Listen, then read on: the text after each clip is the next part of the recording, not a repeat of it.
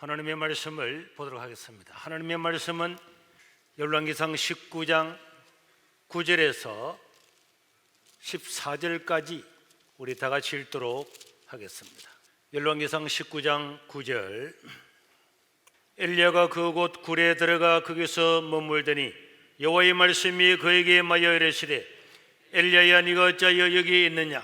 그가 대답하되 내가 만군의 하나님 여호와께 열심히 유별하오니 이는 이스라엘 자손이 주의 언약을 버리고 주의 제단을 헐며 칼로 주의 선지자들을 죽이었음이오며 오직 나만 남았거늘 그들이 내 생명을 찾아 빼앗으려 하나이다. 여호와께서 이르시되 너는 나가서 여호와 앞에서 산에 서라 하시더니 여호와께서 지나가시는데 여호와 앞에 크고 강한 바람이 산을 가르고 바위를 부수고 바람 가운데에 여호와께서 계시지 아니하며 바람 후에 지진이 있으나 지진 가운데서도 여호와께서 계시지 아니하며 또 지진 후에 불이 있으나 불 가운데서도 여호와께서 계시지 아니하시더니 불 위에 샘면 소리가 있는지라. 엘리야가 듣고 그것으로 얼굴을 가리고 나가 굴르기에 섬에 소리가 그에게 임하여 이르시되 엘리야야 네가 어찌하여 여기 있느냐? 그가 대답하되 내가 만군의 하나님 여호와께 열심히 유별하오니 이는 이스라엘 자손이 주의 언약을 버리고 주의 제단을 헐며 칼로 주의 선지자들을 죽였음이오며 오직 나만 남았거늘 그들이 내 생명을 찾아 빼앗으려 하나이다. 아멘. 하나님의 말씀에 집중을 하면은 하나님께서 말씀 가운데 우리에게 은혜를 베푸실 줄로 믿습니다. 저는 이 선지자들을 이 근래에 묵상을 하면서 정말 많은 은혜와 깨달음을 얻게 됐는데, 이 선지자라고 하는 사람은 누구인가? 선지자는 성경이 완성되지 않았던 구약시대에 하나님께서 자기가 가르쳐 줄 그 계시의 말씀을 백성들한테, 왕한테 전달하도록 사용을 했던 하나님의 종, 하나님의 사자들이 선지자입니다. 선지자라고 하는 것은 먼저 알았다는 거예요. 이 세상 가운데 아직 일어나기 전에 하나님은 자기의 종을 통해서 먼저 알려주는 바로 그 사람이 선지자고, 그 다음에 이 선지자를 선견자라고 하세요. 선견자. 아직 일어나지 않는 일을 하나님이 보여주심으로 먼저 눈으로 본 사람을 선견자라고 이야기를 하는 것입니다. 아직 일어나지 않았던 것을 보고 전했기 때문에 대부분 그 시대의 사람들로부터 인정을 받거나 사랑을 받고 존경을 받는 것이 아니고 백성들한테는 오히려 미움을 받고 권력에 의해서 핍박을 받았습니다. 오늘 본문에는 엘리야라고 하는 선지자가 나오는데, 이 엘리야는 구약의 선지자들 중에서 선지자요 가장 위대한 선지자 중에 한 사람인데, 이 사람을 통해서 우리가 이 시대를 분별하는 그런 하나님의 지혜를 깨닫는 시간이 될 수 있기를 주의 이름으로 축원합니다. 여러분, 이 엘리야라고 하는 위대한 선지자가 활동했던 이 시대는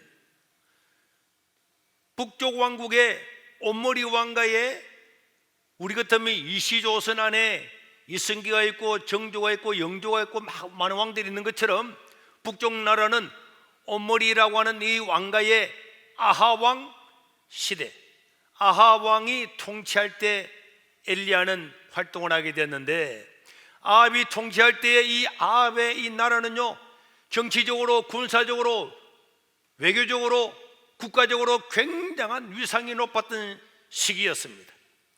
북이스라엘 왕들은 한 하나님, 한 나라, 한 성도가 한 예배, 이런 것들을 지켜야 되는데 북쪽 나라 왕들은 이런 것들을 하지 않았기 때문에 전부 다 악한 왕들로 취급을 받았는데, 이 북쪽 나라의 21명의 왕들은 전부 다 악한 왕들이었어요. 그런데 이 아합 왕은 이 21명의 악한 왕들 가운데서 가장 악한 왕이라고 성경은 이야기를 하고 있습니다. 그래서 열왕기상 16장 30절에서 33절에 보면은 옴므리의 아들 아합이 그의 이전의 모든 사람보다 여호와 보시기에 악을 더욱 행하고 심지어 엣바알이라고 하는 사람을 자기의 부인으로 데리고 와서는 이세벨을 아내로 삼고 바알을 섬겨 예비하고 사마리아에 바알 신전을 건축을 하고, 그리고는 바알과 아세라 신을 만들고 이스라엘 백성들을 다 섬기게 해서 공식적인 이스라엘의 국교를 바알과 아세라 신으로 섬겼기 때문에 하나님의 선지자들을 죽이고 하나님께 가장 악한 왕이라고 하는 이런 이름을 받게 되었습니다. 그런데 여러분, 놀라운 것은 이렇게 아합 시대에 하나님을 대적하는 것이 이스라엘 역사 가운데 가장 도를 넘었음에도 불구하고 정치적인 안정과 경제적인 성장과 군사적인 강력함을 가지고 있었습니다.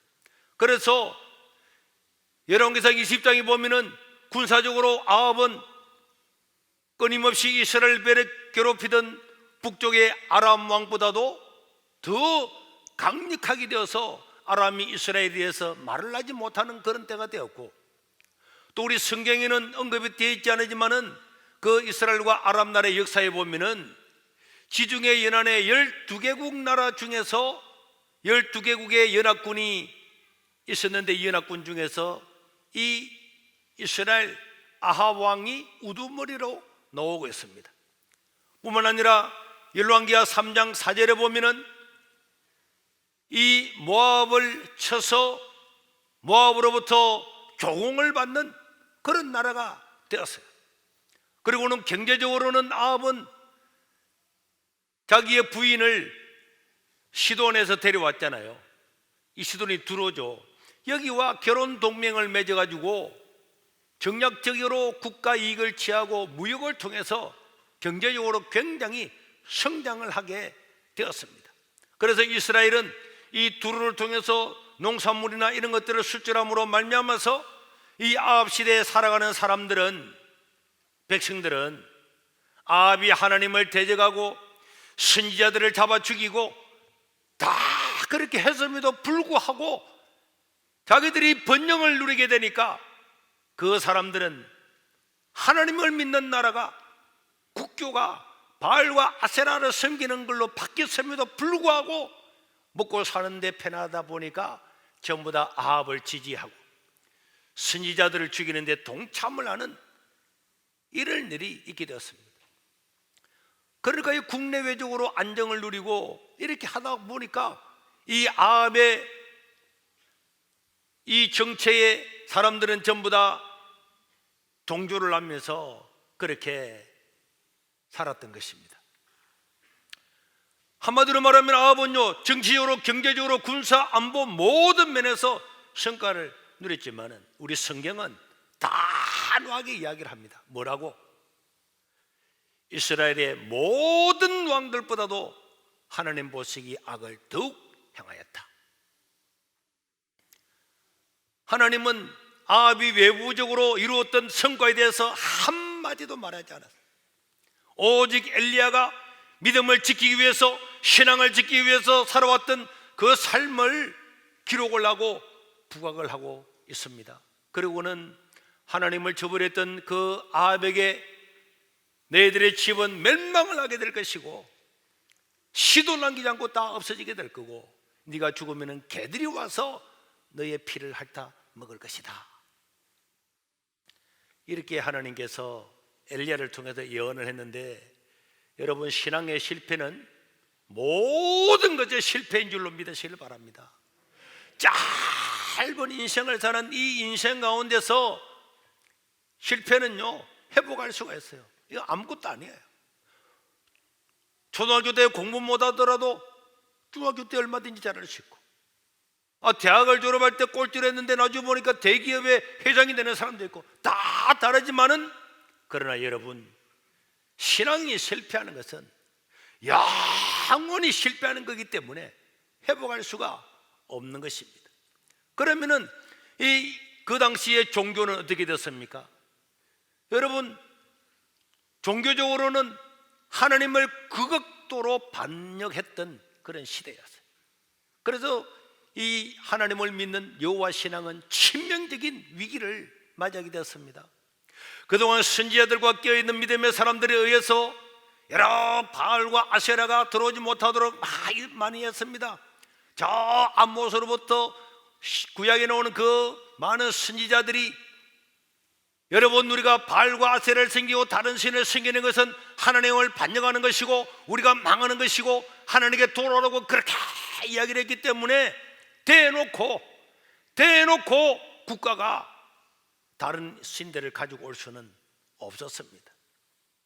그러나요, 아합은 나라가 부강하고 정치적으로 안정이 되고 국민들이 자기를 지지하게 되었을 때에 이제는 결정적으로 이 바알과 아세라를 숭배하는 것들을 허용을 했어요. 왜? 다른 나라와 무역을 하고 먹고 살다가 보니까 다른 나라가 인정하는 그런 종교, 정치, 철학, 사상을 다 수용을 하게 되고, 결정적으로 이 아합은 자기의 부인 중에 한 사람을 두로의 이세벨이라고 하는 그 왕의 딸 이세벨을 자기 아내로 삼음으로 말미암아서 바알 숭배를 공식적으로 인정을 하다가, 그것도 잠시 이제는 수도 사마리아에 바알과 아세라 신전을 세우게 되는 거예요. 그래서 열왕기상 16장 32절 아까 읽었던 말씀 보니까 사마리아에 건축한, 사마리아는 이스라엘 북쪽 나라의 수도 스울입니다. 사마리아에 건축한 바알의 신전 안에 바알을 위하여 제단을 쌓고, 이제는 국교가 지금까지는 하나님을 믿는 여호와 하나님을 믿는 것의 국교였다면 이제는 바알과 아세라를 섬기는 것이 국교가 되어버리고 말았어요. 그러니까 결국 바알 종교가 국가의 공식적인 종교가 되고 난 다음에 그때부터 하나님의 말씀을 전했던 선지자들은 미움을 받고 저항을 하면 칼날로 다 죽이고 처형을 했습니다. 일부 이스라엘 백성들도 처음 문제는 선지자들을 지지하고 했지만은 결국엔 전부 다 입을 닫거나 도망가거나 핍박을 받을 때 다 양다리 걸치고 자기 신앙을 내색을 하지 않고 살아가게 된 것입니다. 그래서 이스라엘 땅에서 하나님을 믿는 것은 이 아합의 정책에 반대하는 자로 낙인이 찍힘으로 말미암아서 일반 백성들조차도 하나님을 믿고자 하는 자는 다 미움을 받고, 바른 말을 해야 했던 선지자들은 정치적으로 또 실제 육체적으로 처형을 당하고 말았습니다. 그래서 이제 선지자들은 계속적으로 외치면서 살 거냐, 죽을 거냐, 타협할 거냐, 이 세 가지 중에 한 가지를 택하게 된 거예요. 많은 선지자가 죽었다고 엘리야가 이야기했습니다. 이때에 강력하게 일어나서 하나님의 말씀을 전했던 선지자가 엘리야라고 하는 선지자란 말이에요. 모든 선지자가 다 죽었습니다. 여러분, 열왕기상 18장 13절에 보니까 그래도 그 왕궁에 하나님을 잘 믿는 오바다라고 하는 신하가 있었는데, 이 신하가 엘리야한테 이야기하잖아요. 이세벨이 여호와의 선지자들을 죽일 때에 다 죽였습니다. 국교가 바뀌었으니까.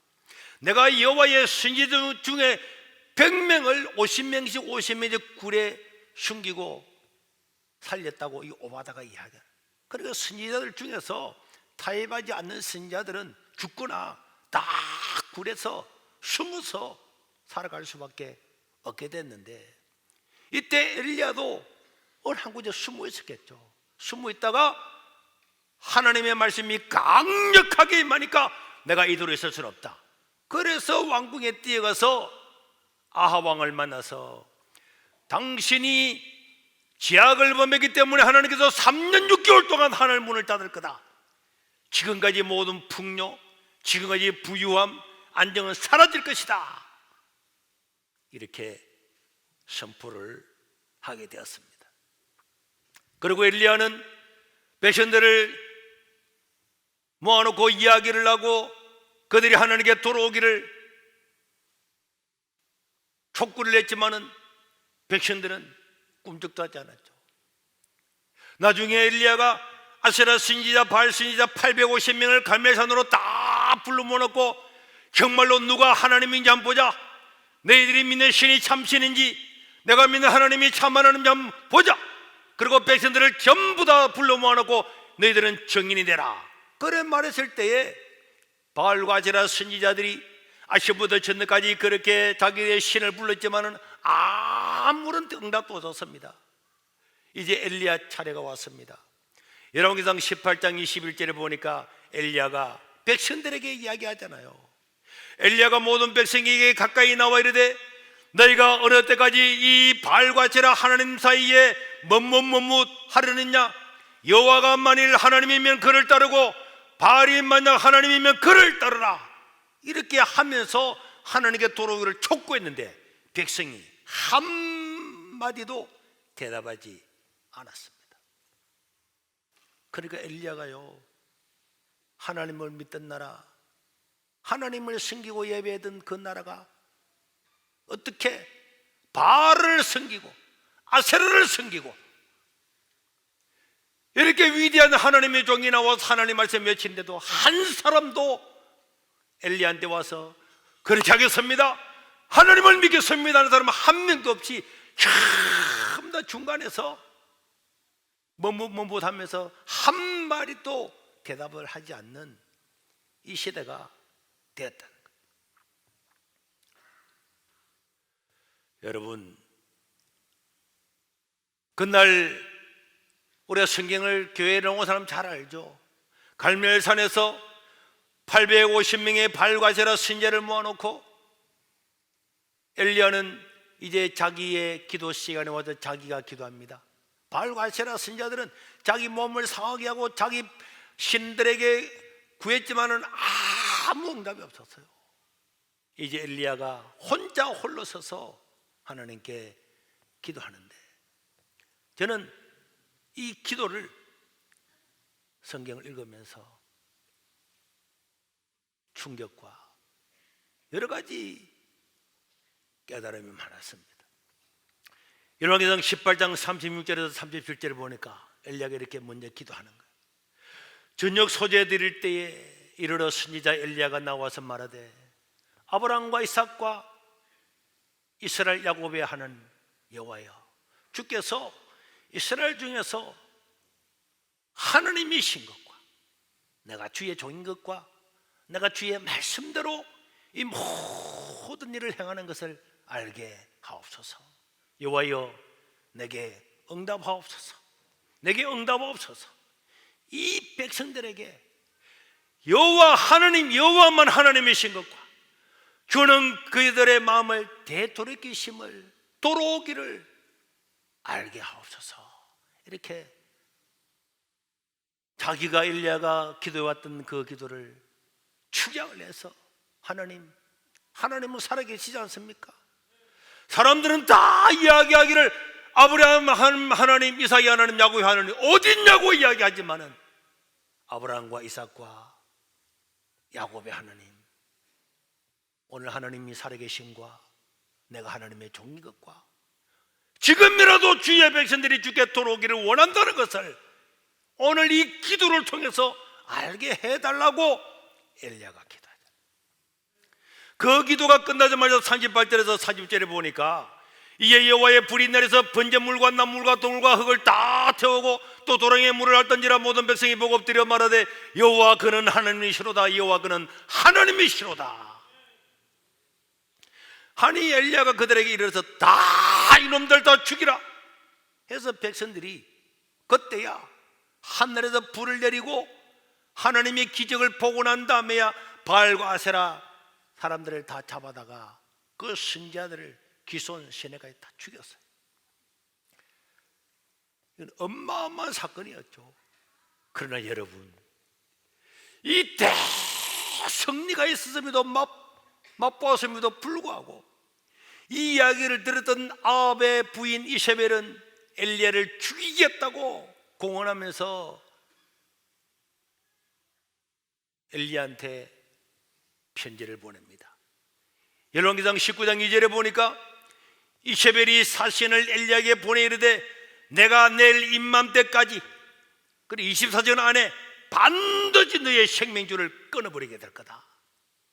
그래서 오늘 우리 선지자들이 죽은 것처럼 내가 하지 아니하면은 내가 믿는 나의 신이 내게 불 위에 불을 더할 거다. 이거는요, 내일 이맘때까지 내가 너를 반드시 죽여서 갈기갈기 찢어버리겠다, 이렇게 이야기를 했어요. 이런 명령이 내리자 그 갈멜산에서 하나님께서 불을 내려서 송아지를 태웠던 그 기적을 보고 엘리야와 함께 하는 것 같았던 백성들은 또 다 도망갔어요. 이 모습을 보고 엘리야는 가슴을 치면서 엘리야도 도망을 갑니다. 열왕기상 19장 3절에 4절에 보니까 그가 이 형편을 보고 일어나 자기의 생명을 위해 도망하여 유다에 속한 브엘세바에 이르러 자기의 사원은 그곳에 머물게 하고 자기 자신은 광야길로 저 들어가서 한 소나무처럼 생긴 오르도된 나무 아래에 앉아서 하나님께 기도하는데, 하나님, 내가 죽기를 원합니다. 여호와여, 넉넉하오니 지금 내 생명을 거두어가시옵소서. 나는 우리 조상들 누구보다도 뛰어난 사람이 아니라 다 부족합니다 하면서 자책을 하면서 그 기적을 보고도 백성들이 다시 돌아가는 모습을 보면서 엘리야는 자기를 죽여달라고 하나님께 기도하는 거예요. 그러니까 이 엘리야는 여기서 어마어마한 영적인 절망감을 느끼는 거예요. 하나님이 이처럼 돌아오기를 원하고 이처럼 기적을 행하고 보여주었는데도 백성들은 먹고 사는 길을 바빠서 다 하나님을 버리고 자기 길로 간 거예요. 그때 엘리야가 거기서 기도를 하는 중에 하나님께서 엘리야에게 나타나셨어요. 그리고 9절에 이야기를 합니다. 19장 9절에 엘리야가 그곳 유대 광야 굴에 들어가 거기서 머물더니 여호와의 말씀이 그에게 임하여 이르시되, 엘리야야, 네가 어찌하여 여기 있느냐. 이 똑같은 질문을 하나님이 두 번을 해요. 네가 어찌하여 여기 있느냐. 네가 백성들을 선도하고 말씀을 전하고 싸워야지. 그렇게 말을 하는 거야. 네가 왜 여기 와 있냐? 네가 왜 여기서 절망하고 낙망하고 죽겠다고 이야기하느냐? 하나님의 백성들은 어떻게 하고? 이 말을 할 때 엘리야가 10절에 이런 이야기를 합니다.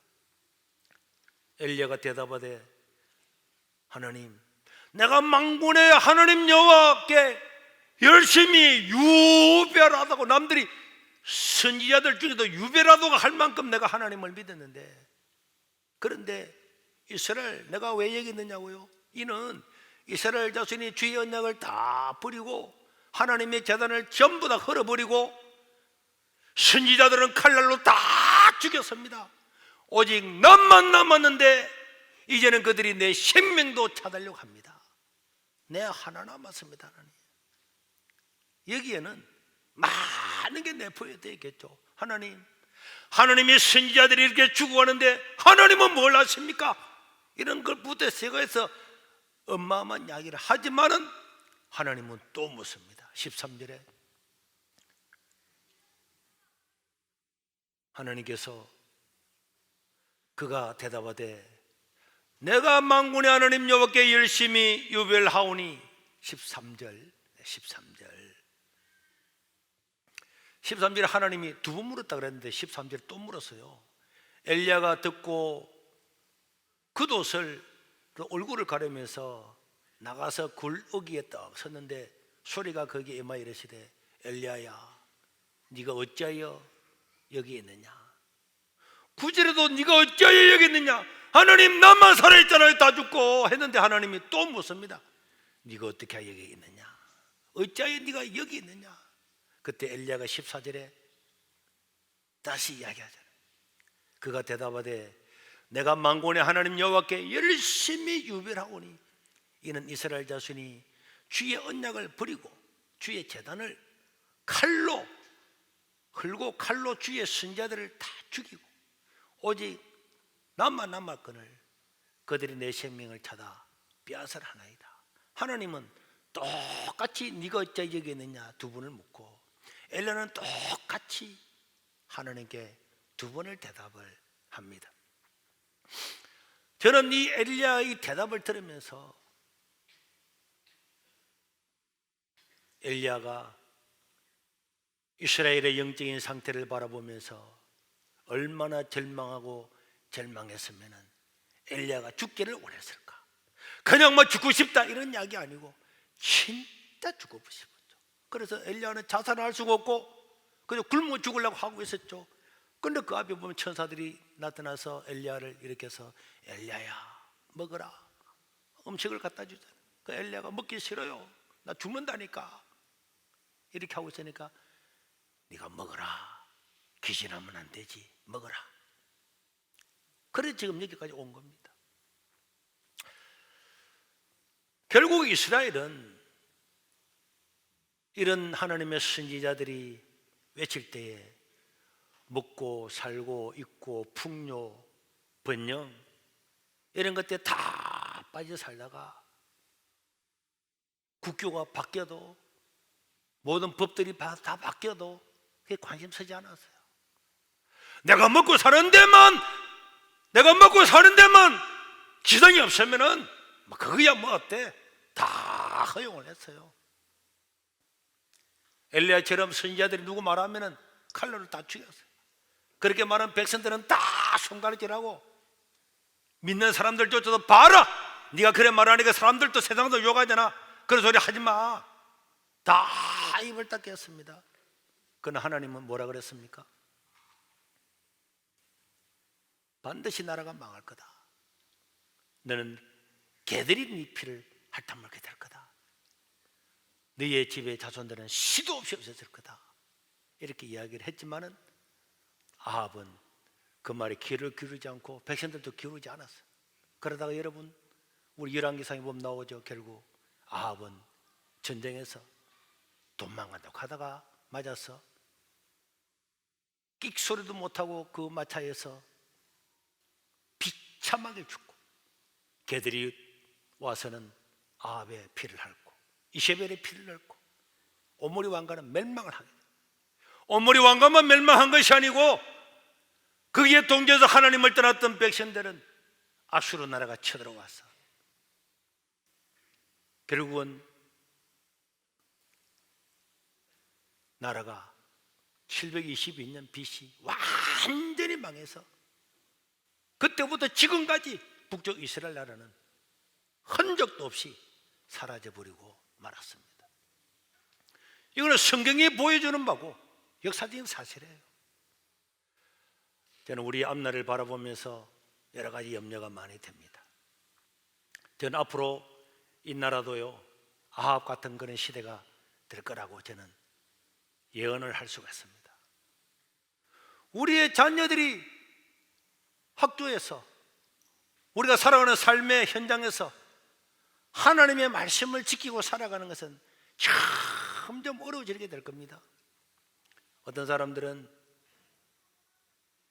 내가 사회주의에 대해서 비판했다고 자 유럽의 사회주의 얼마나 좋은데 이런 사람이 있는데요, 유럽 같은 사회주의 국가가 되면은 불신자는 아무 상관없습니다. 아합 시대에 불신자들은 하나님을 안 믿는 사람은 선지자들을 잡아 죽이든 옥에 가두든 무슨 상관입니까? 정치, 경제, 외교, 안보 다 잘 되는데. 그러나 여러분, 성도들은요 아합 시대만큼의 위기를 맞이하게 될 것입니다. 여러분, 우리가 사회주의적 진보주의가 득세하면은 우리는 한 번도 보지 못했던 세계를 보게 될 겁니다. 여러분, 그 사람들이 추구하는 삶은 반기독교적이에요, 반성경적이에요. 불신자들은 살아가는데 아무런 제약이 없습니다. 불신자들은요 불편함이 하나도 없다니까. 왜? 반성경적이고 반기독교적이기 때문에 오히려 더 편한 거예요. 그러나 기독교는요, 중대한 기로에 설 수밖에 없는 것입니다. 이번에 정권을 잡은 사람들은 사유로 총선이 끝나면 그런 법들을 다 통과시키다 공언을 했습니다. 통과시킬 겁니다. 동성애는 아무것도 아니죠. 근데 동성애 하나가 받아들여지고 법제화되면은 그때부터 학교에 가면요, 우리 애들은 초등학교 때부터 벌써 이제는 아빠 엄마 남자 여자 결혼해가지고 아이를 얻는 것, 이걸 전통적으로 가르쳤던 학교는 42가지의 성에 대해서 가르쳐야 됩니다. 왜? 가르치지 않으면 차별금지법에 걸리게 되는 거예요. 지금 그렇게 하고 있습니다.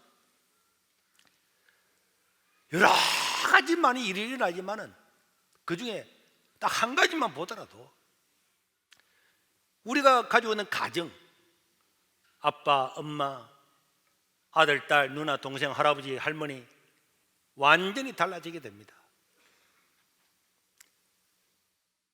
여러분 사회를 보잖아요. 유럽 사회를. 고등학교 졸업을 하는 데까지 혼전 성관계를 가지지 않는 사람이 어디 있습니까? 자기들 친구 지어서 못 가지면 완전히 따돌림 당하는 거예요. 마지막으로 졸업하는 졸업 파티에까지도 그런 걸 못했다. 완전히 그는 완전히 찌질이가 되는 거예요. 여러분 영화도 수없이 나오죠. 이혼율은 급증을 하게 되고요. 제가 어제 저녁에 구글에 가서 프랑스의 이혼율 이런 거 쳐봤어요. 여러분들 나중에 가서 보면 쳐보면 다 나오겠지. 병원에서 태어난 A의 60%가 10명 병원에서 출산을 딱 하면은 6명이 혼외 자식입니다. 이 통계가 내가 말하는 거 구글에 가서 나중에 한번 쳐보시라니까. 그렇게 되면은 학교에 가죠. 선생님이 너가 아빠가 누군데 절대로 안 묻습니다. 왜? 아빠가 이미 3명 바꿨어요. 엄마가 지금 3명, 4명 바뀌었어요. 자기 집에 사위가 오잖아요. 엄마가 나이 들면은 이게 몇째 사위였지? 이게 농담이 아니라니까.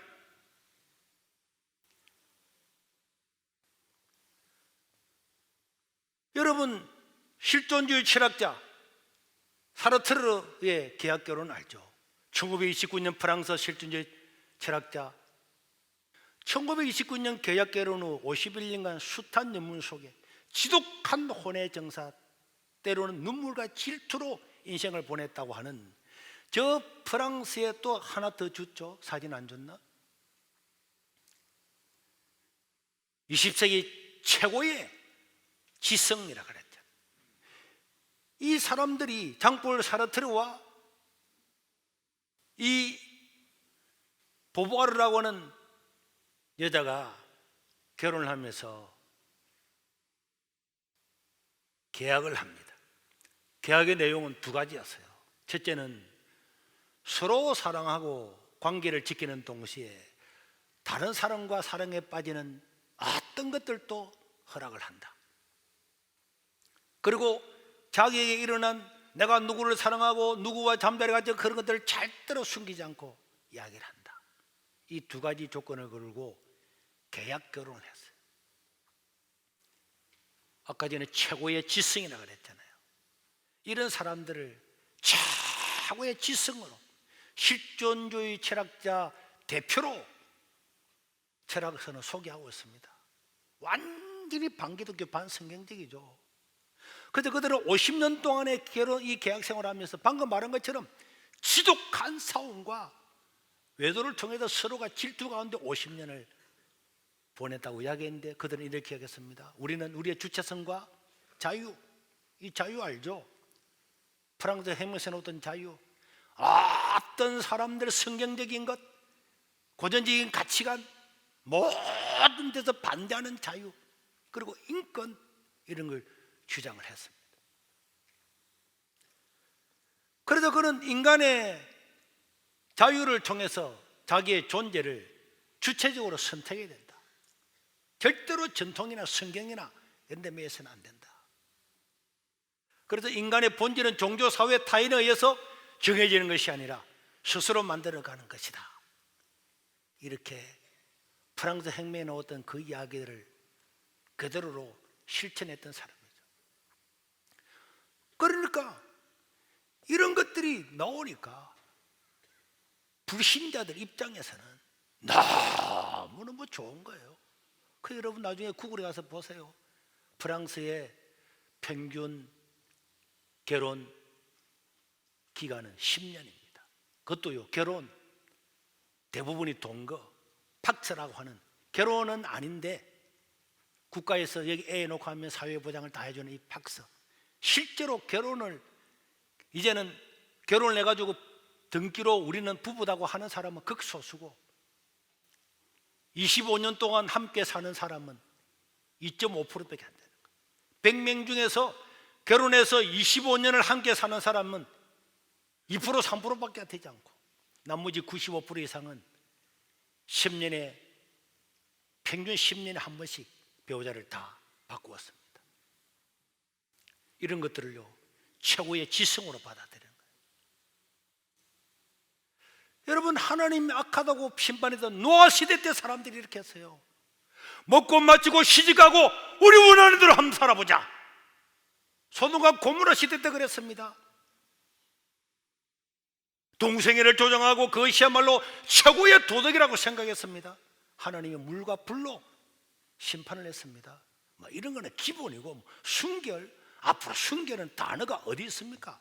지금 우리나라에도요 대학생들 설문조사하니까 동거 가능하다 67%는 다 놓고 있잖아요. 이제는 기독교의 진리가 자리 잡을 수 없는 사회가 된다는 거예요. 그래서 유럽의 기독교 100%까지 하나님을 다 믿었던 그 나라, 기독교 국교가 기독교 국가였던 그런 나라가 지금은 2% 3%로 떨어졌어요. 이게 현실입니다. 현실인데도 이런 법을 공언하고 통과시키겠다고 하는데도 기독교인들이 동참하는 걸 보면서 나는 정말 울분이 터지는 거예요. 근데 묻고 싶어요. 네가 예수 믿는 사람이야? 네가 하나님을 믿는 사람이야? 네 주인이 누구야?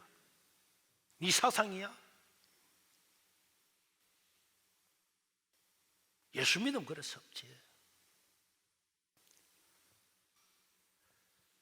앞으로는요 이런 뉴스가 막 등장할 겁니다.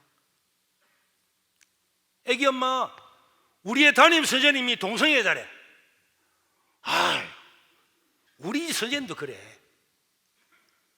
조금 있으면요 국회의원 중에서 동성애자가 당선됐다, 장관을 뽑았는데 청문하는 동성애다. 그런데 동성애 무슨 죄냐?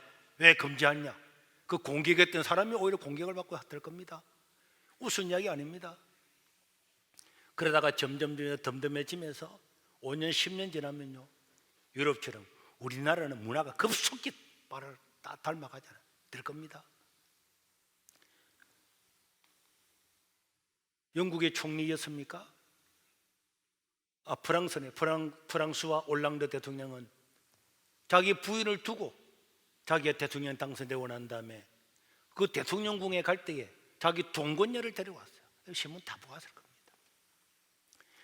이번에 미국 대선에서 민주당에서 센세이션을 일으켰던 부티지지, 아이오와에서 그냥 바람이 1등을 해버린 사람, 이 사람이 바로 동성애자입니다. 그런데 저 동성애자 중에서 여자 역할을 맡은 사람이 1등을 했어요.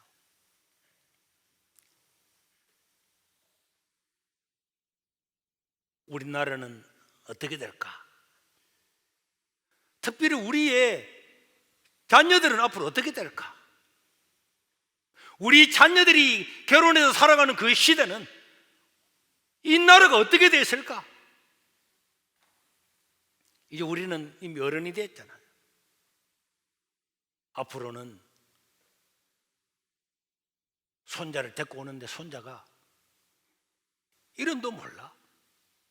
여기도 2번 3번 해서 애 있는 사람, 여기 2번 3번 애 가지고 와가 섞이고 갔다가 섞이고 몇 번 하다 보니까 이게 도대체 나이 들어서 지금 정신도 없는데 이게 첫 번째 이 며느리 아가, 두 번째는 둘이 데리고 왔다네. 누구? 한 번, 두 번이 아니고 세 번, 네 번, 다섯 번, 평균이 세 번이면은, 세 번을 바꾸면은 이거는요, 사회가 그런 사회를 지성적인 사회라고, 그런 사회를 자유로운 세계라고, 하나님과는 완전히 반대되는 반기독교 반성의적인 것이 시작이 될 겁니다. 대한민국은 얼마 전까지 내가 이번 주에는 곰곰이 자료들을 다 살펴봤어요. 저는 우리나라가 선교 대국 2위라고 알고 있는데 작년에 발표된 거 보니까 6위로 밀려났더라고요. 미국은 압도적인 1위. 미국은 새로운 바람이 불었어요. 이래 사니까 이것이 행복이 아니다.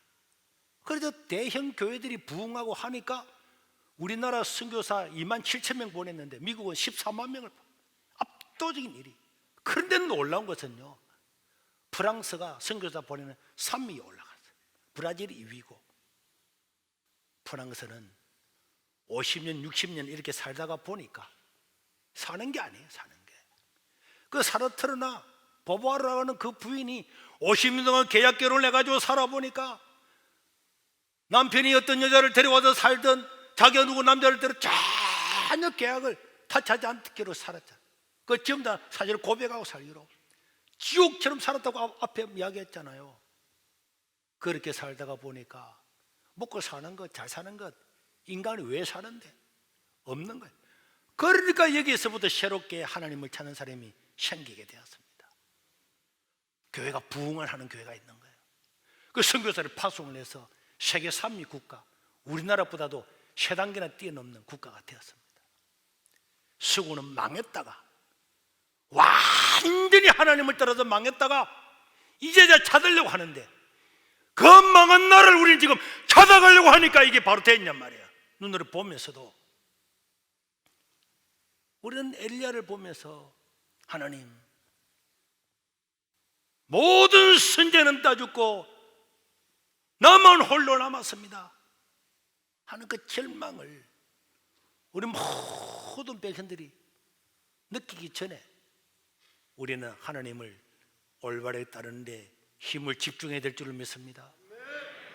그래서 우리는요, 이런 미래가 올 걸 예상을 하고 없는 중에도 컨테이너를 갖다 놓고 시작해서 이제는 어린이집을 세우고 국제스쿨을 세워서 매일마다 예배드리고 큐티하고 그렇게 합니다. 어른들 시간에도 애들 다 참석해라, 예배 다 드리라, 이렇게 하면은 나라가 망해도 프랑스처럼 지금 이것을 보고 기억했던 사람들이 어른이어서 아니다, 다시 옛날로 돌아가자, 믿음으로 돌아가자, 이런 사람들이 저는 여기서 생겨날 줄로 믿습니다. 그들이 생겨나면은 나라가 망해도 다시 살게 될 겁니다. 옛날의 부흥을 회상하면서 그때 예배를 기억하면서 다시 돌아가자, 그런 사람이 생기게 될 거라고. 우리들이 우리 자녀들의 신앙에 대해서 책임을 져야지. 그래야 망해도 상수리 나무는 잘라버려도 다시 순이 올라온다 그랬잖아요. 저런 유럽의 국가가 폭삭 망했는데 옛날의 부흥의 기억을 가지고 있던 사람들이 다시 돌아가자, 다시 돌아가자. 개인의 인권과 자유, 이거는 하나님을 반역하는 가지고 우리를 죽이는 거다. 다시 하나님께 돌아가자. 이렇게 일어나려고 하면은 우리가 여기서 그루터기들을 심어놔야 되는 거예요. 공부해가지고요, 좋은 대학 나오서 좋은 며느리, 좋은 사위 만났는데 몇 년 만에 바뀌고 손자 손녀 다 바뀌고 누가인지도 모르는 그런 세계를 살기를 원하십니까? 선지서들을 집에 가서 다시 한번 읽어보세요. 그러면은 우리는 우리 자신을 깨닫게 될 거예요. 회개하게 될 거예요. 지금 우리는 백척간도에 서 있구나, 한국교회는 백척간도에 서 있구나. 엘리야가 백성들을 보고 그렇게 이야기했음에도 불구하고 그들은 머뭇거리면서 먹고 사는데 다 빼앗겼죠. 그러나 그 결과는 아합도 망하고 나라도 망하고 그냥 아수르 나라에서 망해버려가지고는 끝나버리고 영원히 끝나버렸어요. 유다는요, 남쪽 나라 유다는 그래도 그저 선자가 회개하면은 사람들이 회개를 했습니다. 그래서 포로로 잡혀갔다가도 돌아와서 회복이 됐잖아요. 우리는 바른 생각, 바른 사상, 바른 신앙, 하나님 중심, 교회 중심, 말씀 중심으로 삼아서 이 어마어마한 풍파가 다가오지만은 우리는 이겨내고 승리하고 그런 승리의 모델 교회가 되어서 망하는 한국교회를 일으키는 주의 백성들과 교회가 될 수 있기를 주의 이름으로 축원합니다.